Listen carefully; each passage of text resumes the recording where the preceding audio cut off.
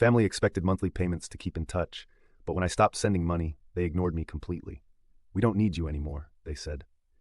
Hey everyone, before we dive in, I have a quick favor to ask. If you enjoy content like this, please hit the subscribe button. It's free, supports the channel, and ensures you never miss out on amazing videos. Alright, let's get started. So, I never thought I'd be writing this, but here I am at 2 a.m., staring at my bank statements and wondering how I let things get this far. It started small, as these things often do. A few years ago, I moved across the country for work, and that's when the subtle changes in my family's behavior began. My sister Eleanor always had a way of making everything about money, but I didn't see the pattern until recently. It began with emergency requests. Her car needed repairs, her rent was late, or she had an unexpected bill. Being the younger brother who was doing well financially, I wanted to help. My mother Madison would call, telling me how stressed Eleanor was, how she wasn't sleeping. "You're doing so well, Anthony. Your sister really needs you right now." The emergencies became more frequent. What started as occasional help turned into regular expectations. Eleanor would call every few weeks, always with a new crisis. If I hesitated, she'd remind me of how she used to watch me after school when we were kids, or how she helped me with my college applications. The guilt trips were subtle but effective. Then came the monthly family support system. Eleanor suggested it would be easier for everyone if I just sent a fixed amount each month instead of dealing with individual requests. "It's what family does," she said. "We take care of each other." Mom backed her up, saying it would keep us all connected since I lived so far away. I agreed to $800 monthly. Looking back, I can't believe I didn't see the red flags. The amount gradually increased to $1,200 through various justifications: inflation, rising costs, family emergencies. Each increase came with promises of better financial management and claims that it would be temporary. The real eye-opener came last month. I couldn't attend my niece's birthday party due to an important work deadline. I sent a generous gift and promised to visit soon. The response? Eleanor called, furious. "If you really cared about family, you'd make time. The least you could do is increase your monthly support to make up for not being here." That's when my girlfriend, Nova, noticed something odd on social media. While Eleanor was demanding more money for basic necessities, she was posting photos of designer purchases and luxury spa weekends. When I mentioned this to my mother, she defended Eleanor. "Your sister works hard as a single mom. She deserves nice things too. Don't be selfish, Anthony." The monthly payments became directly tied to family contact. If I was late sending money, my calls went unanswered. Family updates stopped. Pictures of my nieces and nephews were withheld. The message was clear: no money, no family connection. Last week, I missed a payment for the first time. I was curious to see what would happen. Eleanor's response was immediate. "We're really disappointed in you, Anthony. We thought you valued family more than this." Mom's crying. "Thanks to you." I started documenting everything: the requests, the guilt trips, the manipulation. Looking at it all written down, I felt sick. Nova suggested I talk to my cousin David, who had distanced himself from the family years ago.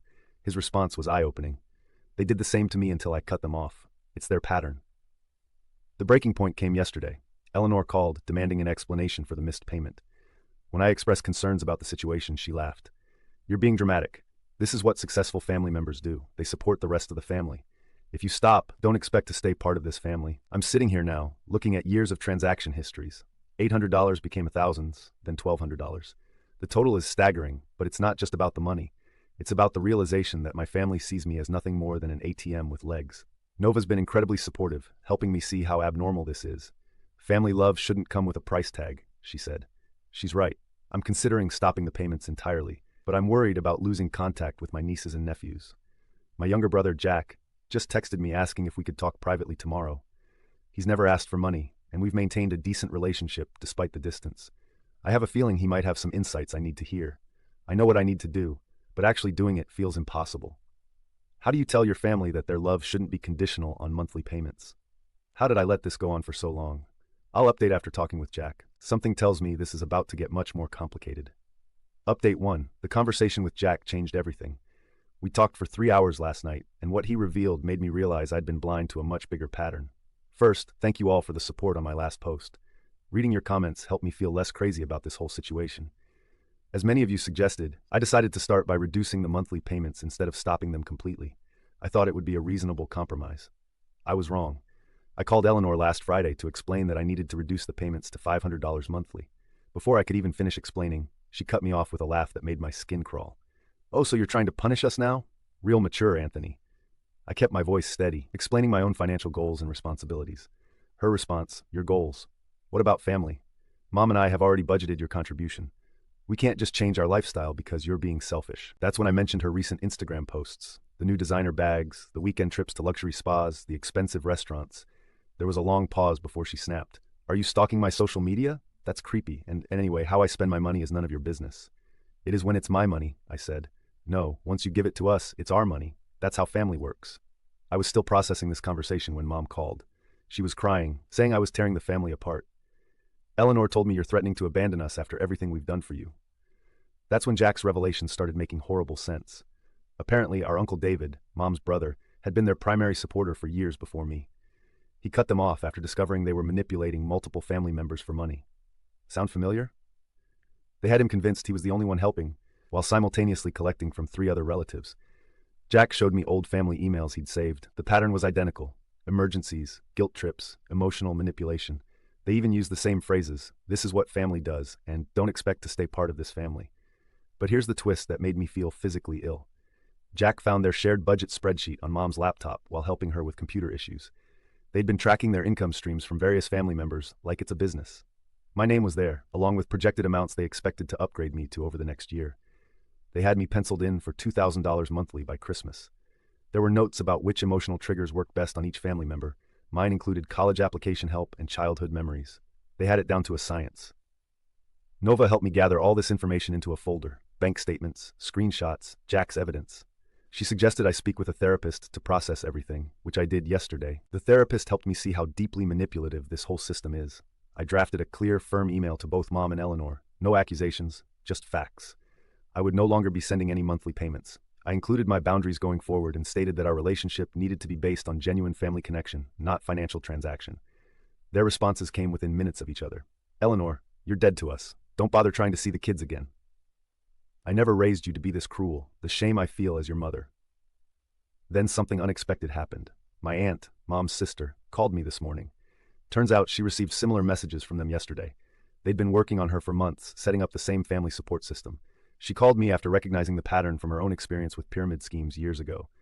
Jack's standing firm with me. He sent me a recording of Eleanor trying to manipulate him into taking my place as the family supporter. Her exact words: "Now that Anthony's shown his true colors, it's your chance to step up as the good son." I've blocked their numbers for now. Nova's helping me process everything. The therapist suggested I might experience a grieving period, and she's right. I'm mourning the family I thought I had, not the one that saw me as an ATM. The hardest part?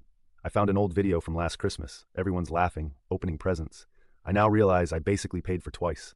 Once as gifts, once through the monthly payments. Mom's telling stories about how proud she is of her children. The whole thing feels hollow now. Jack just texted that Eleanor's posting about toxic family members on Facebook, painting herself as the victim. Apparently, she started a fundraiser for emergency family support. The description includes thinly veiled references to me abandoning them. I'm meeting with Jack tomorrow. He says there's more I need to know about their past schemes. Something about previous family estrangements I never knew about. I'm bracing myself for whatever new revelations come next. To those who warned me in the comments of my last post that this would get worse before it gets better, you were right. I just never imagined how much worse it could get. Update 2. It's been 3 weeks since I stopped the payments. The silence is deafening, but what happened yesterday changed everything. First, let me catch you up. After my last post, I met with Jack and learned even more about our family's history. He showed me old emails from cousins and relatives I barely remember, all with similar stories of financial manipulation. Each one followed the same pattern: support payments, emotional blackmail, then complete excommunication when the money stopped. The silent treatment started immediately after I sent that final email. My calls went straight to voicemail. Text messages showed as delivered but unread. Social media blocked on all platforms. Even my holiday card was returned unopened, with "return to sender" scrawled across it in Eleanor's handwriting.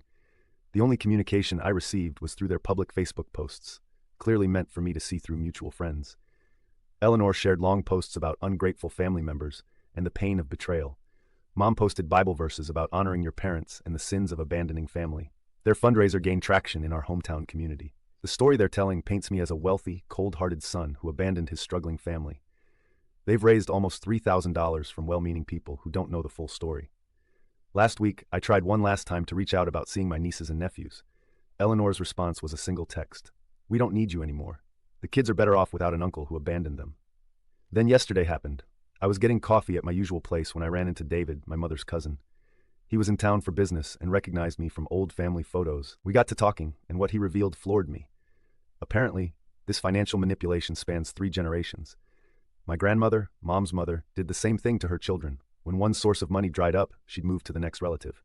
The family would close ranks around her, shunning anyone who refused to pay. Sound familiar? David showed me photos from the 90s family gatherings where certain relatives were conspicuously absent. These were the ones who'd stopped paying. Each time the family would spread stories about how these relatives had abandoned them, ensuring the narrative stayed controlled. Your mom learned from the best, David said. She watched her mother perfect this system for years. Eleanor is just continuing the tradition. Nova's been incredibly supportive through all this.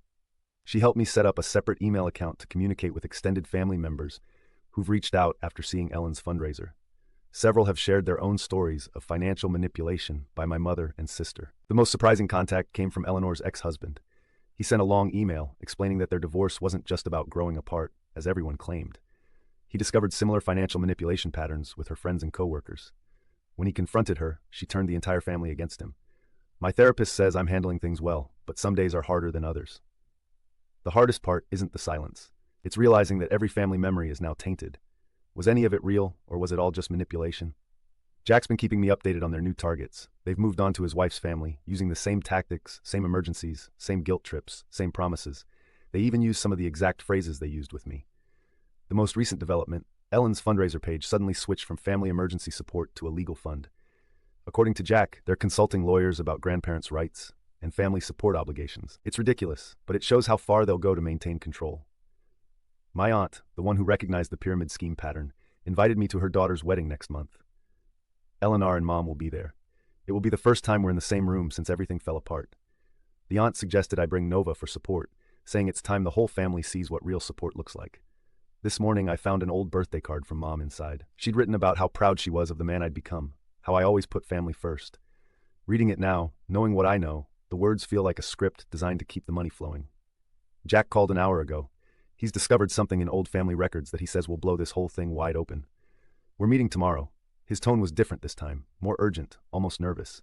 Whatever he's found, it seems bigger than our current situation.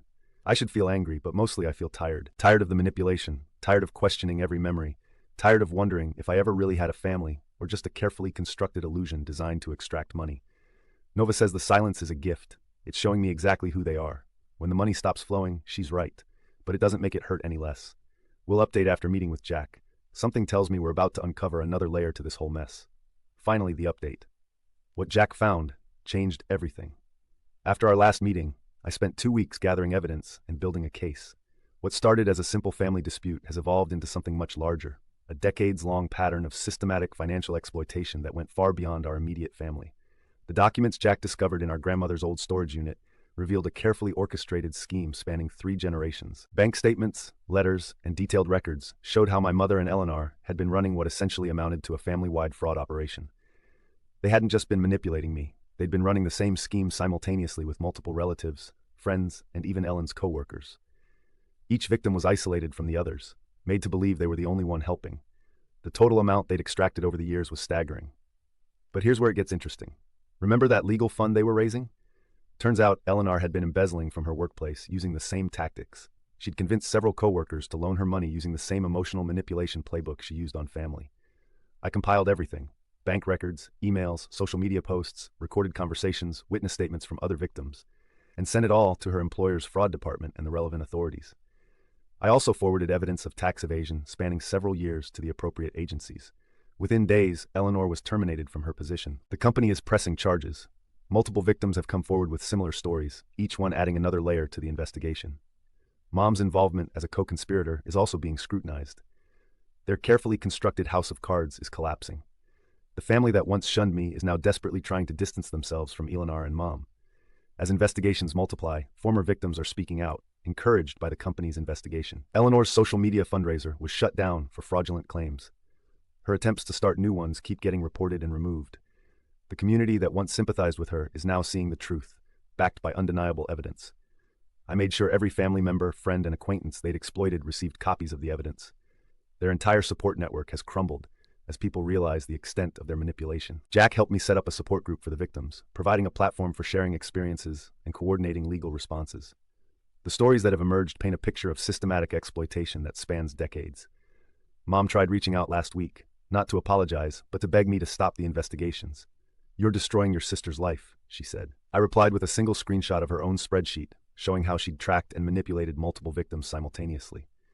Elan's ex-husband used the evidence to reopen their divorce settlement, revealing how she'd hidden assets and lied about her finances. He's now seeking full custody of their children, supported by documentation of her fraudulent activities. Their reputation in our hometown is ruined. Former friends are coming forward with their own stories of financial manipulation. Local businesses have banned them after discovering their history of writing bad checks and running credit card scams. The final touch. I hired a forensic accountant to trace every penny they'd extracted from me and others over the years. The report has been shared with investigators, providing a clear paper trail of their systematic fraud. Nova and I are moving forward with our lives. We're engaged now, planning a wedding that will be entirely free of toxic family dynamics. Jack will be my best man. The relatives who stood by me through this will be there to celebrate. I received a letter from Eleanor yesterday, the first direct communication in months. She wrote that she's facing possible criminal charges and begged for help. I sent the letter to the investigators as additional evidence. Mom's house is being foreclosed. Turns out their entire lifestyle was built on fraudulent loans and manipulated funds. The luxury cars, designer clothes, and lavish vacations were all funded by their victims' money. The support group continues to grow as more victims come forward. We're working with legal advocates to ensure everyone affected has a voice and a path to justice. The stories shared in our meetings reveal the true depth of their manipulation. I won't say I feel good about how things turned out. That would be too simple. But I feel justified. They chose to build their lives on exploitation and lies. Now they're facing the consequences of those choices. Jack called this morning. He's heard through family channels that Ellen is planning to leave the country to avoid prosecution. I've already notified the relevant authorities. Some might say this response was too harsh, that family deserves forgiveness, but this wasn't about revenge. It was about justice, about protecting future victims, about breaking a cycle of exploitation that had destroyed too many lives. The investigators estimate that their scheme affected over 30 people across 2 decades. Each victim thought they were alone, specially chosen for manipulation. Together, we've exposed the truth. Nova says I seem lighter now, more at peace. She's right. Breaking free isn't just about escaping manipulation. It's about ensuring the manipulators can never harm anyone else. This will be my final update. The legal process will take its course. Eleanor and Mom will face the consequences of their actions, and I'll continue building a life based on genuine connections rather than financial exploitation. To everyone who supported me through this journey, thank you. To those still trapped in similar situations, there's a way out. The truth, painful as it may be, is always better than living in a web of lies. Jack just texted. More evidence has surfaced, but that's a story for another day, one that will likely unfold in a courtroom rather than on Reddit. Breaking free isn't just an act of separation. Sometimes it's an act of justice. Like today's story, a super thanks helps me keep bringing you the best daily content. Your support means I can keep doing what I love. Thanks for being awesome.